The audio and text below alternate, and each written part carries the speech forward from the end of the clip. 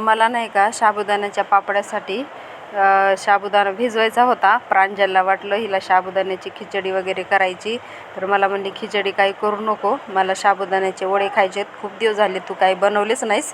तर मी म्हणलं मी काही खिचडी काही साबुदाणा खायसाठी नाही बनवायला लागले, तर मला उद्या पापड्या करायच्या साबुदाण्याच्या, त्यासाठी मी भिजू घातला आहे. तर म्हणली नाही मला पण आता उद्या वडी खायचे साबुदाण्याचे.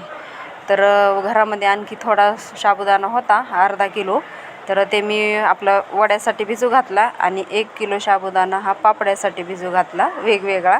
आणि स्वच्छ असा 2-3 पाण्याने धुवून घ्यायचा. जर एकाच पाण्याने धुवून तसाच भिजवला ना तर त्यावर असं पिठाळच ते साबुदाणा होते आणि त्याच्यावर असं ते स्टार्च काय असते तर तेही स्वच्छ होते 1-2 पाण्याने धुवून घेतल्यावर. तर स्वच्छ असा मी मस्त वेगवेगळा साबुदाणा भिजू घातला. हा कंप्लीट 1 किलो साबुदाणा आहे. तर हा भिजून पण आता हा दुसऱ्या दिवशी बघा एवढा झाला आहे. तर हा 1 किलो आहे आणि हा अर्धा किलो आहे. तर आता अर्धा किलोचे मला वडे करायचेत आणि 1 किलोचे आहे तर त्याच्या मी पापड्या करणार आहे. तर छान असा हिरव्या मिरच्या आणि थोडेसे शेंगदाणे मिक्सरला असे क्रश करून घेतले. 1 वाटी शेंगदाण्याचा कुट्टा आणि 1 किलो नाही अर्धा किलो बटाटे. अर्धा किलो साबुदाणा होता ना तर अर्धा किलोच्या थोडे 1-2 जास्तही बटाटे होते. छान असे उकळून स्मॅश केले स्मॅशरनी पावभाजीच्या.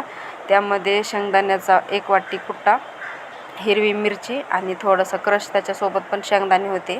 थोडं आपलं चवीनुसार मीठ, मी अंदाजेच मीठ टाकत असते. आणि थोडंसं लाल तिखट पण, कारण की वड्याला पण कलरही छान येतो आहे. आणि हिरव्या मिरच्या काय आता ते जास्त तिखट नव्हत्या, थोड्या कमीच होत्या, म्हणून मी थोडंसं लाल तिखट घेतले. पण मी दरवेळेस जेव्हा करते ना तर त्यावेळेस लाल तिखटच वापरत असते. पाहू शकता असं पीठ मळलं ना छान असा कलरही येतो आहे बटाटे ह्यानी. आणि पाणी वगैरे काही लावायची गरज नसते त्याला, बटाट्याच्या ह्यानीच मस्तपैकी पीठ मळलं जाते ते साबुदाण्याचं. आणि छान असे जास्त पातळही नाही जास्त जाडही नाही, असे मीडियम साईजचे मस्त साबुदाण्याचे मी हे वडे असे तयार करून घेतले. आणि मस्त असं जास्त कडक तेल नाही होऊ द्यायचं, तर एकदम असं काय होतं कडक तेलामध्ये जर टाकलं तर फक्त वरूनच तळले जातात वडे आणि आतून असे कच्चेच राहतात. तर थोडं मी आधी कडक केलं तर तेल आणि नंतर मी गॅस कमी केला. तर एवढे छान वडे आपले मंद आचेवर, जास्त मंदही आचेवर नाही तळायचे, मिडियम हिच्यावर करायचे. तर छान असे मी वडेही तळून घेतले. प्रांजल काही उठलेलीच नव्हते, खास करून तिच्यासाठीच बनवले होते, तीच म्हणली होती बनवा म्हणून साबुदाण्याचे वडे. तर राजवीर ते त्याचे पप्पा आई, आईला पण काही उपवास वगैरे नव्हता, पण सगळ्यांनी अगोदर आम्हीच खाल्ले. तिला उठ म्हणलं तर काही उठतच नव्हते. आता सुट्ट्या आहेत मुलांना, तर प्रांजल काही लवकर उठतच नाही. आणि ह्या वर्षी आता प्रांजलची शाळाही आता सकाळी सुरू होणार आहे, तर आता लवकर उठावं लागेल. म्हणलं जाऊ द्या आता सुट्ट्या आहेत तर झोपू द्या.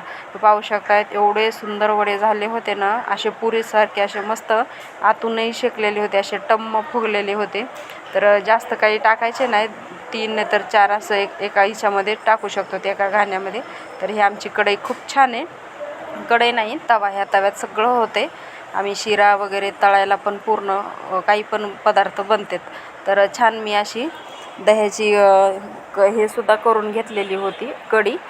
आणि पाहू शकतायत हे वडेही आपले खूप सुंदर झालेले होते बघा, आतून असं पूर्ण पुरीसारखे 2 लेयर आलेले होते. तर भेटूया अशाच एका नवीन व्हिडिओमध्ये.